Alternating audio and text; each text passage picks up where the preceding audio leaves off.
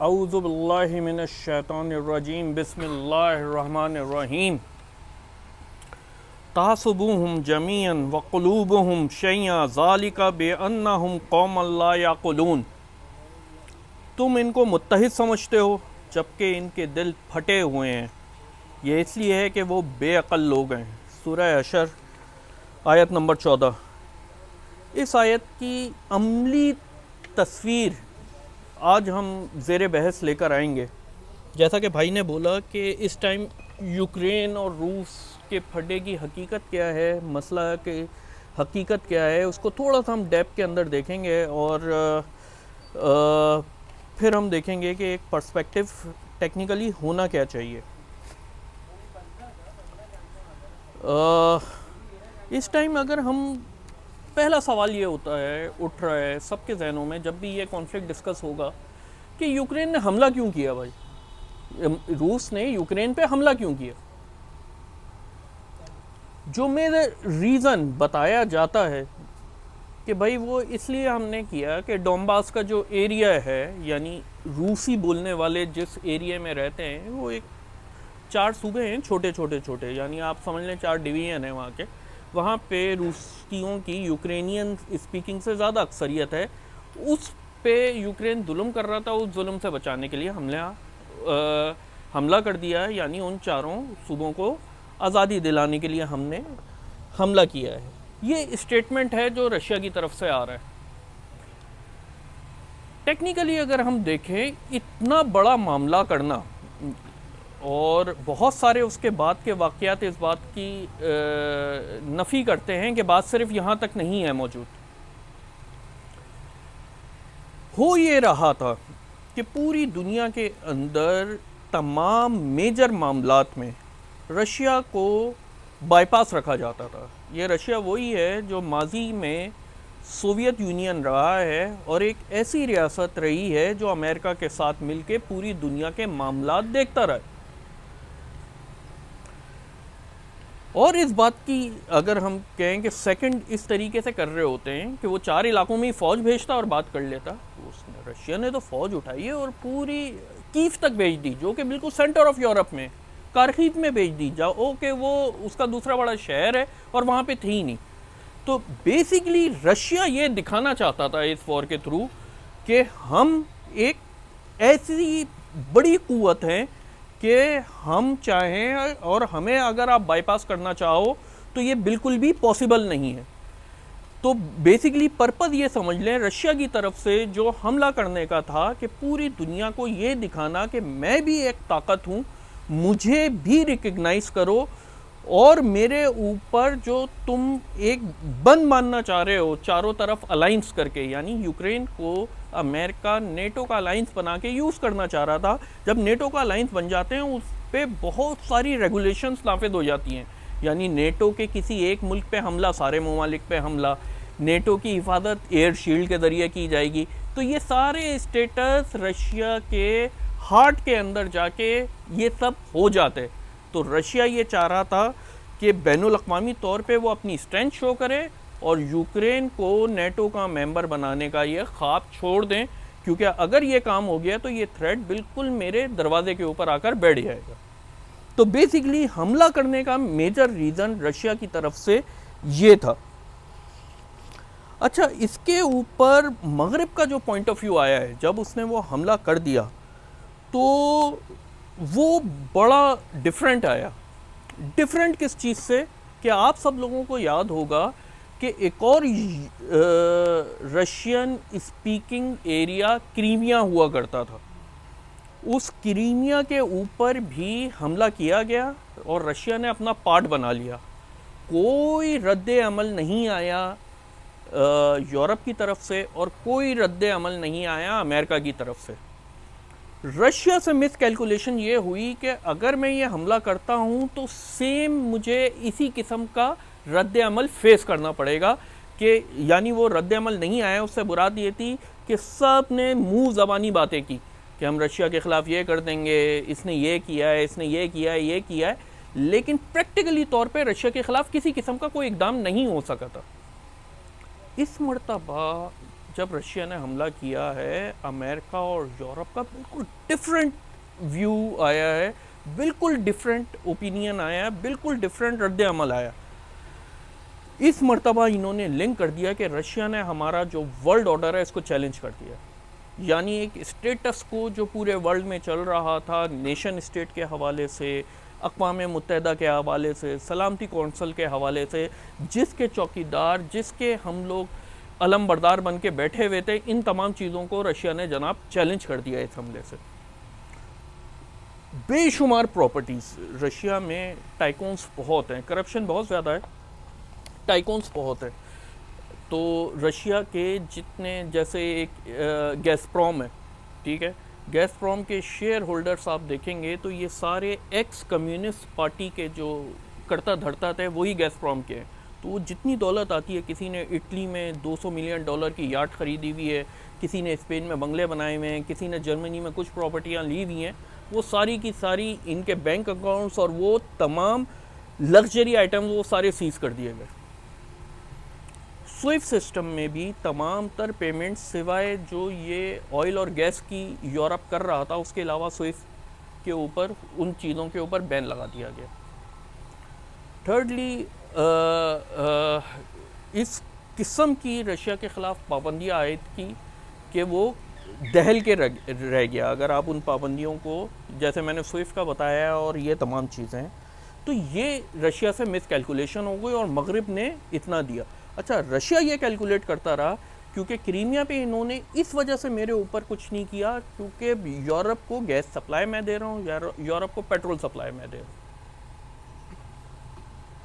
तो इस टाइम ये वाली जो कंडीशन हुई, ये जो मिस कैलकुलेशन हुई, ये रशिया के लिए एक बहुत बड़ा मसला बन गई।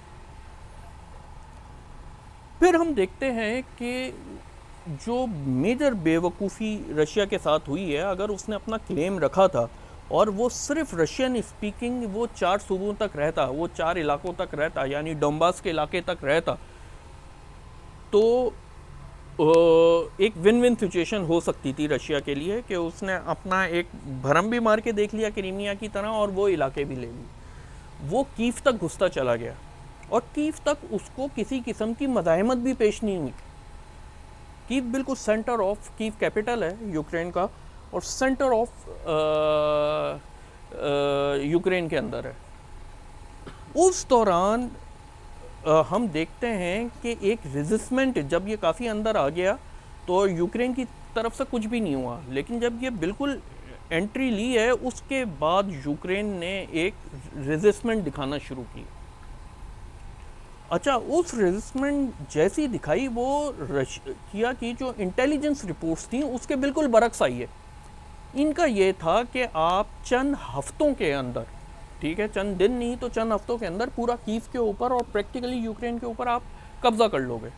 लेकिन जब रेजिस्टमेंट आई है और उस रेजिस्टमेंट का जो ताल्लुक था डायरेक्टली मगरिब के साथ था, वो किस तरीके से, अल जज़ीरा ने सितंबर के अंदर ही एक बताया है कि अमेरिका के चीफ ऑफ आर्मी स्टाफ ने कहा है कि वो अपने यूक्रेनी हम मनसब से हफ्ते में 7 बार टेलीफोनिक गुफ्तगू करते हैं।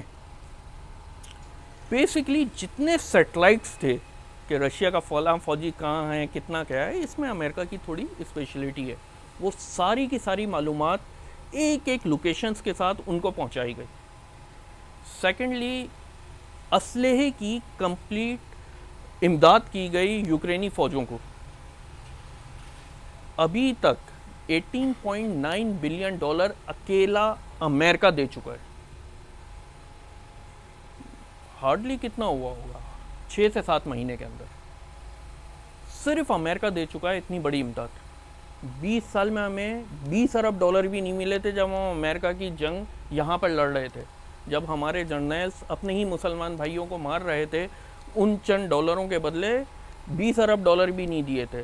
जब ख्वाजा आसिफ ने कहा था कि $125 बिलियन का नेटो सप्लाई लाइन में हम अपना इंफ्रास्ट्रक्चर तबाह कर चुके हैं, तो उसके अगेंस्ट में अमेरिका ने $20 बिलियन भी नहीं दिए थे 20 साल में।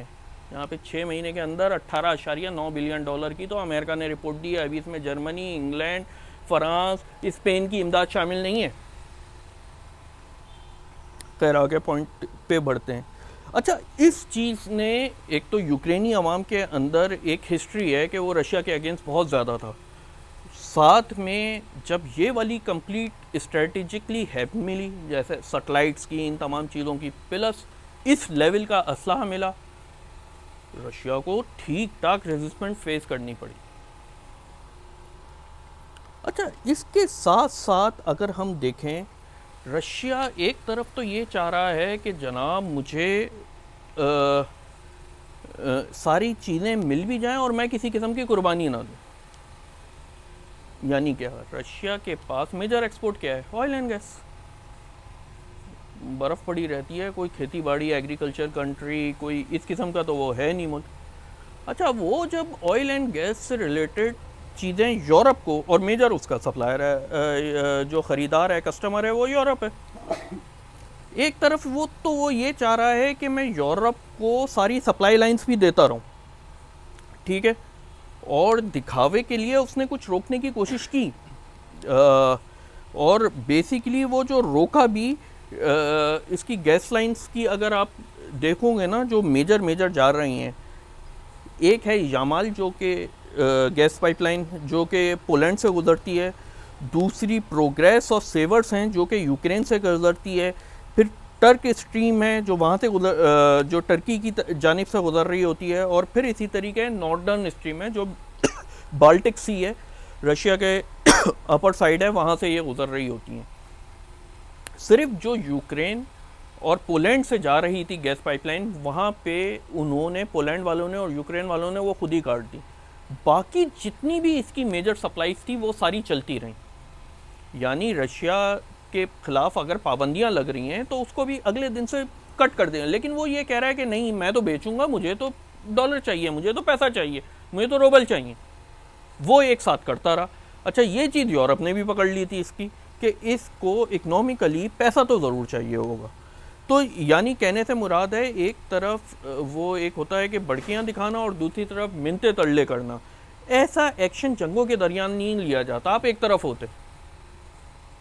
तो ये एक रशिया की तरफ से एक और बेवकूफ़ी सामने आई है। एक तो ये है कि पूरे यूक्रेन के अंदर अपनी फ़ौजें लेके घुस गया, जिसमें उसको काफ़ी ज़्यादा पेशपाई इख्तियार करनी पड़ी। दूसरी तरफ ये वाला पॉइंट भी ये चाह रहा था।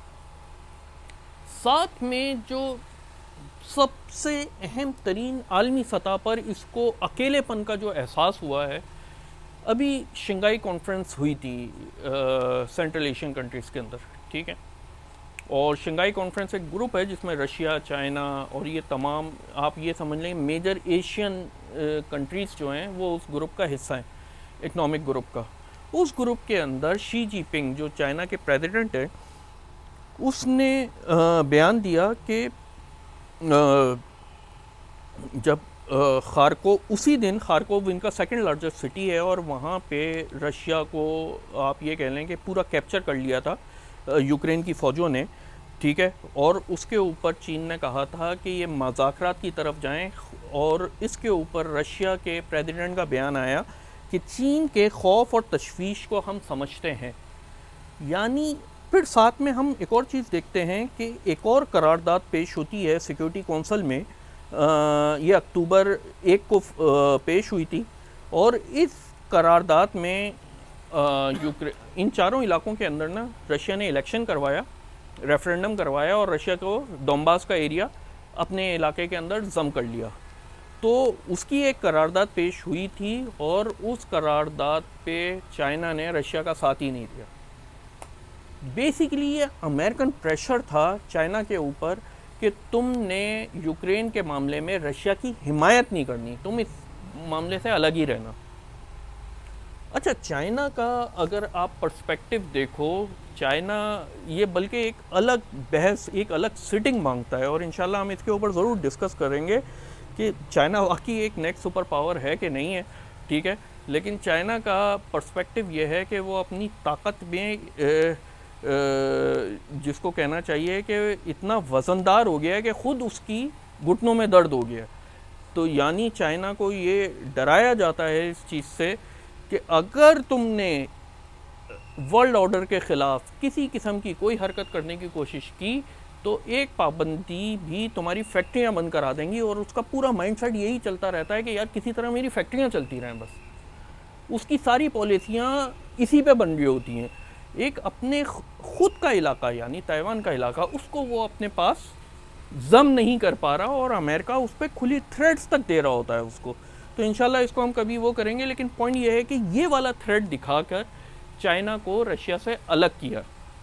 तो ये चीज़ रशिया के लिए बहुत तशवीशनाक थी, क्योंकि रशिया की फिर एक और कैलकुलेशन ये थी कि मैं भी अमेरिका का सीरियस मुखालिफ हूँ और चाइना भी अमेरिका का सीरियस मुखालिफ है, तो दुश्मन का दुश्मन दोस्त होता है, ठीक है।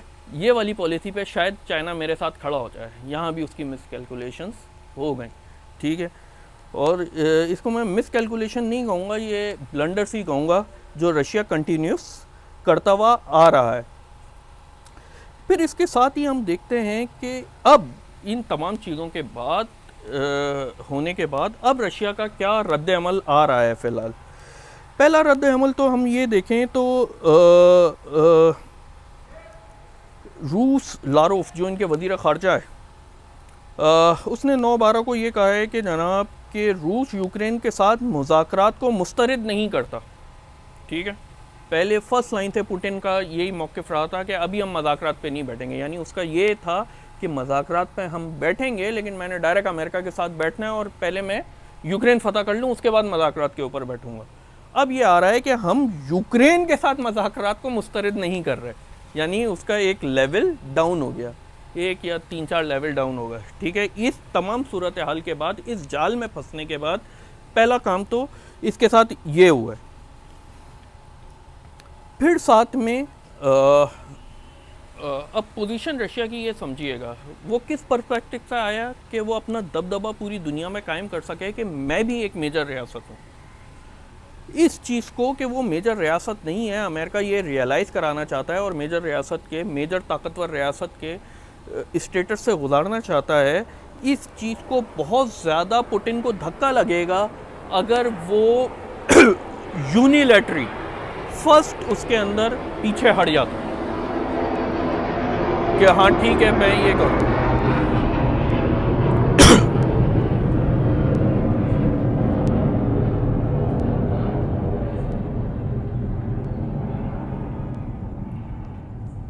ठीक है, तो अगर वो फर्स्ट स्टेप में पीछे हट जाता है तो ये चीज़ भी रखेगा।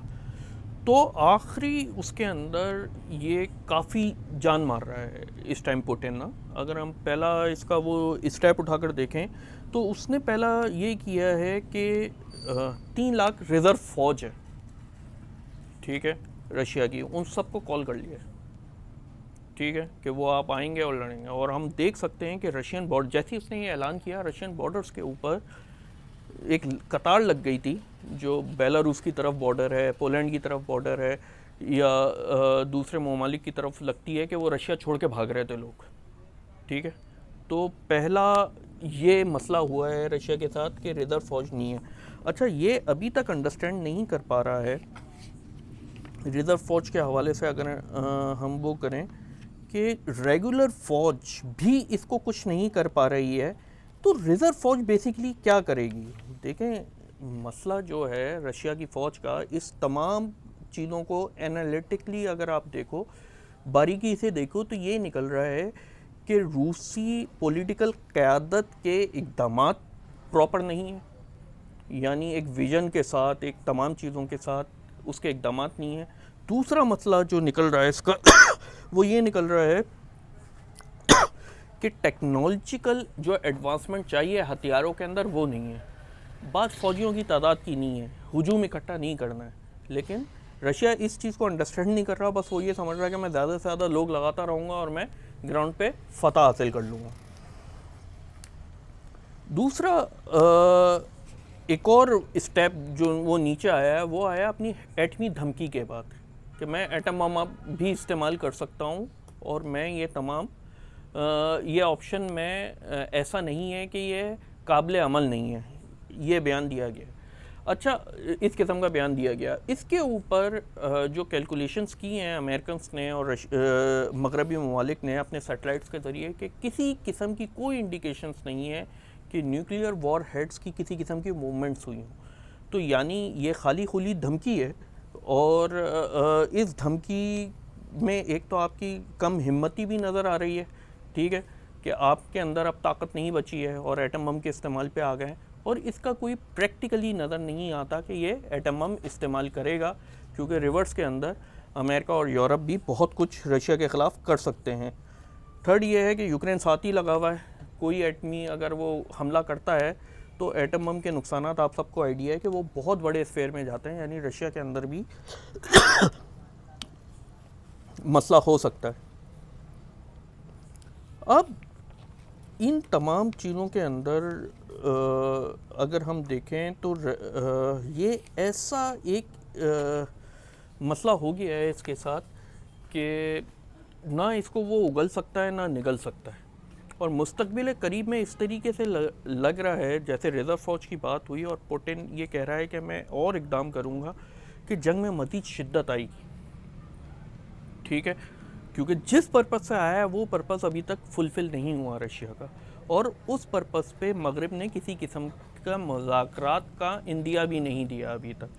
तो ऐसा लग रहा है कि ये जंग मज़ीद शिद्दत इख्तियार कर रही होगी, ठीक है। और इसके ऊपर अगर हम देखें तो इसको हम मज़ीद डिटेल में बाद में हम डिस्कस कर लेंगे।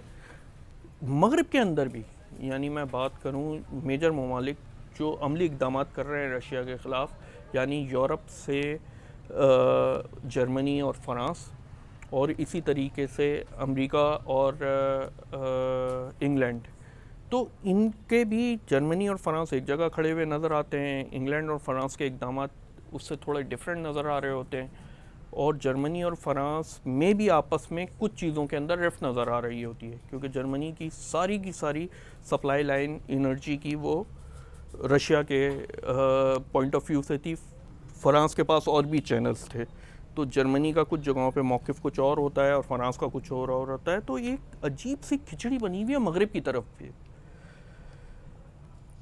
अब इस चीज़ को अगर हम देखें तो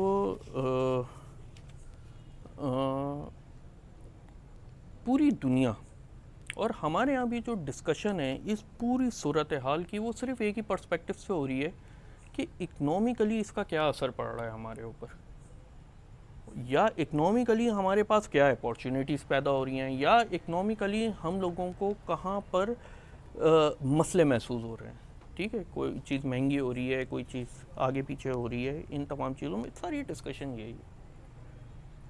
इस्लाम का पर्सपेक्टिव इन तमाम चीज़ों को देखने का बिल्कुल डिफरेंट होता है।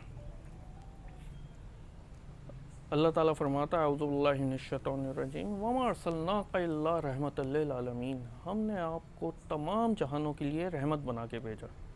नबी करीम सल्लल्लाहु अलैहि वसल्लम वो रहमत क्या लेकर आए थे?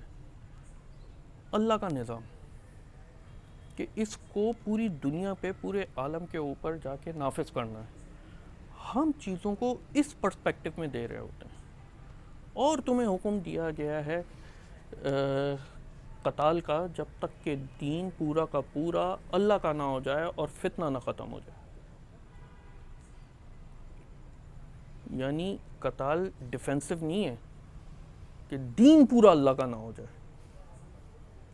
अब हमने ये देखना है कि ये वाली सिचुएशन फर्स्ट टाइम तो पैदा नहीं हुई कि जब दो जंगली भैंसे आपस में लड़ गए हों, जब कुफार में इख्तलाफात हो गए हों, लेकिन इन इख्तलाफात के ऊपर एक इस्लामी रियासत का क्या मौक़िफ़ आता था।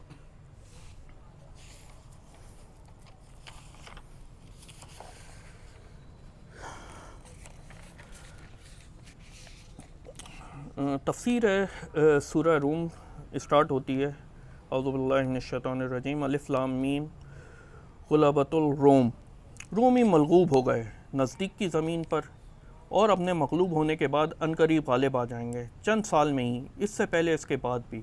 इख्तियार अल्लाह का ही है, इस रोज़ मुसलमान शादमान होंगे, ठीक है। ये आयतें उस वक्त नाजिल हुई जब ये मैं अभी तफसीर इब्न कसीर से रेफरेंस दे रहा हूँ कि ये आयतें इस वक्त नाजिल हुई जब नीशापुर का शाह फारस बिलाद शाम और जजीरा के आसपास के शहरों के ऊपर गालिब आ गया था और रोम का बादशाह हरकल तंग आकर कुस्तुनतुनिया में महदूद हो गया था। मुद्दतों मुहासरा रहा, आखिर पांसा पड़ का हरकल की फतह हुई और मुफस्सल बयान आगे आ रहा है। फिर इसी तरीके से कि हज़रत सुफियान रहमतुल्लाह फरमाते हैं इस आयत के शान नज़ूल के बारे में कि बदर की लड़ाई के बाद रोमी फ़ारसियों पे गालिब आ गए थे। फिर इसी तरह एक और का इसी में कोट है कि ये बेसिकली सुलह हुदैबिया के बाद जब अबू सुफियान गया हुआ था रोम में और उस टाइम ये आयतें आई थी कि रोमी गालिब आ गए थे। ठीक है, तो फिर इसको जस्टिफाई इसी तरीके से किया है तफसीर इब्न कसीर में कि बदर के बाद एक्चुअली हुआ ये था कि फ़ारसी बहुत ज़्यादा खोखले हो गए थे। ठीक है, ड्रेन आउट हो चुके थे इन तमाम लड़ाइयों में। इस कदर शदीद लड़ाइयाँ हुई हैं, अगर हम वो थ्रू आउट द हिस्ट्री देखते हैं और ये गलब सूरह रूम की अगर हम तफसीर भी देखते हैं कि इतनी शदीद लड़ाइयाँ होती थीं कि ये एक साथ आगे बढ़ते, इधर से फिर फ़ारसी एक साथ आगे बढ़ते। हज़रत ज़ुबैर का एक मैं इसी में ही आगे पढ़ रहा था, तो वो ये कह रहे हैं with in a 15 years of Spain मैंने फ़ारस को पूरे रोम पे चढ़ते हुए देखा, गालिब होते हुए देखा, फिर मैंने पूरे रोम को फ़ारस पे गालिब होते हुए देखा, फिर इस्लामी खिलाफत को इन दोनों पे गालिब होते हुए देखा। पॉइंट इसमें समझने वाला क्या है? पॉइंट इसमें समझने वाला ये है कि तमाम आलम तक ये रहमत लेके जानी है। ये उम्मत के ऊपर ना एक फ़र्जियत है और ये फ़र्जियत के बारे में पूछा जाएगा, पूरी उम्मत इसके बारे में आंसरेबल है। ये जब आप उसी वक्त लेकर जाओगे कि जब आपको ये डिटेल्स पता होंगी, कौन कितना ड्रेन आउट हो गया, कौन किसका इत्तेहादी है, किसके ऊपर कब ज़रब लगाई जाए, तो आप ये एडवांटेज ले सकते हो। इस टाइम अमेरिका भी ड्रेन आउट हो रहा है, यूरोप शदीद तरीन मुतासर हो चुका है उसकी इंडस्ट्रियों की। अगर आप जर्मनी वगैरह की अगर आप फिगर्स उठा के देखो, ले ऑफ पे ले ऑफ, और बंदे अच्छे खासे निकाले हैं अभी उन्होंने। साथ ही रशिया की तरफ से देखेंगे वो किस तरीके से हो रहा है। तो इन तमाम चीज़ों को अगर आप गेन करना चाहें, इन तमाम चीज़ों को हमने इस पर्सपेक्टिव में लेना है कि हमने यूरोप के ऊपर भी इस्लाम नाफिज करना है, ये ड्रेन आउट हो गया है। रशिया ड्रेन आउट होने के करीब है। अमेरिका इनको आपस में यूज़ कर रहा है लेकिन फ़िज़िकली ख़ुद मौजूद नहीं होना चाह रहा, क्योंकि उसके पास इतनी वसाइल ही नहीं है कि वो फ़िज़िकली तवज्जो दे सके रशिया के ऊपर और यूरोप के ऊपर। क्योंकि एक वक्त में अभी जो स्ट्रेंथ है अमेरिका की, एक जगह लगा सकता है जो चाइना की कंटेनमेंट पे उसने लगाई हुई है। जब ये हालात हमारे सामने होते हैं, और मसला सबसे बड़ा इस चीज़ के ऊपर आ रहा है कि ये वाली चीज़ें हमने सैयदना अबू बकर सिद्दीक़ ने देखी कि किस तरीके, ये ऐसा नहीं हुआ कि यार अब क्या करें, कुछ करने को नहीं है तो रोम और फ़ारस पे हमला कर देते हैं। जब हज़रत अबू बकर सिद्दीक़ रज़ियल्लाहु ताला अन्हु खलीफा थे, उनकी ये कैलकुलेशंस थी, उनके पास अपने एजेंट्स थे, मुसन्ना बिन हारसा रज़ियल्लाहु ताला अन्हु के रूप में फ़ारस के अंदर, रोम के अंदर की तमाम फिगर्स ले रहे थे, कौन कितना ड्रेन आउट हो चुका है, कौन कितना कमज़ोर हो चुका है, किस जगह पे कौन सा वो निकालना है। जब सैयद हज़रत खालिद बिन वलीद को किसी एक्सपीडिशन के ऊपर भेज रहे होते थे, मंजिलें तय की हुई होती थी कि इस मंजिल पे अब ये लेटर खुलेगा, इस मंजिल पे ये होगा, और उसके बाद ये इंस्ट्रक्शन दी हुई होती थी, अगर यूँ हो गया तो यहाँ पे जाना, यूँ हो गया तो यहाँ पर जाना। तो पूरी की पूरी उनके पास एक इन्फॉर्मेशन थी, और वो पूरी रिजीम जो थी उनके साथ हुक्मरानों की, एक समझ लीजिए जो एक रिजीम थी, शॉर्ट लफ्ज़ में कह लें अशरा मुबशरा प्लस मदीना के सीनियर साहबा कराम, वो जो उनकी वो थी, ये पूरी अवेयर थी। इनके पास एक एक जगह की रिपोर्ट आती थी कि फ़ारस के अंदर क्या हो रहा है, रोम के अंदर क्या हो रहा था, और उसके बाद ये प्लानिंग की, और हम देखते हैं कासिया भी एक साथ हो रहा है, यरमुक भी एक साथ हो रहा है, और दोनों में फिर फाइनली ये फ़तह हो रही है। यही मालूमात होती हैं कि असल में एक तड़प होती है कि हमने ये लेकर जाना है। एट द टाइम ऑफ खिलाफा ऑफ सैयदना उमर रज़ियल्लाहु ताला अन्हु हमने मिस्र फ़तह किया था। कितने फ़ौजी थे उस टाइम उमर बिन आस रज़ियल्लाहु ताला अन्हु की फ़ौज में? 4,000। और मिस्र की अपनी स्टैंडिंग आर्मी उस टाइम लाख से ऊपर थी, रोम का पार्ट था वो। किसी कैलकुलेशन के अंदर नहीं है कि आप फतह कर लो, लेकिन सिर्फ इस पॉलिटिकल कॉन्सेप्ट की वजह से, दूसरी कौमों के हालात के ऊपर विजिलेंट नज़र रखने की वजह से उमर बिन आस ने ये वाला काम हज़रत उमर रज़ियल्लाहु ताला अन्हु की गाइडलाइन के मुताबिक ये कर लिया। क्रिश्चियंस में ग्रुप्स हैं, ऑर्थोडॉक्स, कैथलिक्स, कॉप्टिक्स, कुतबी जिसको कहते हैं। मिस्र के अंदर आज भी कुतबी ईसाई हैं, ठीक है। इनके कुछ रुझान कैथोलिक से अलग होते हैं। मिस्र एक सूबा था जो कि बेसिकली रोम का सूबा था। रोम के सूबे के अंदर, और यहाँ पे सारी जो रिजीम बैठी हुई थी कॉप्टिक्स पे बैठी हुई थी, यानी दूसरे लफ्ज़ों में आप समझ लें, अंडरस्टैंडिंग के लिए शिया सुन्नी बैठे हुए हैं, समझ लें, ठीक है। लेकिन हमारे भी इज्तिमाई तौर पे वो इख्तलाफात नहीं है, इनमें इज्तिमाई भी इख्तलाफात थे। हमारे इख्तलाफात इनफरादी और शायद फ़रोई अक़ाइद के हद तक होंगे।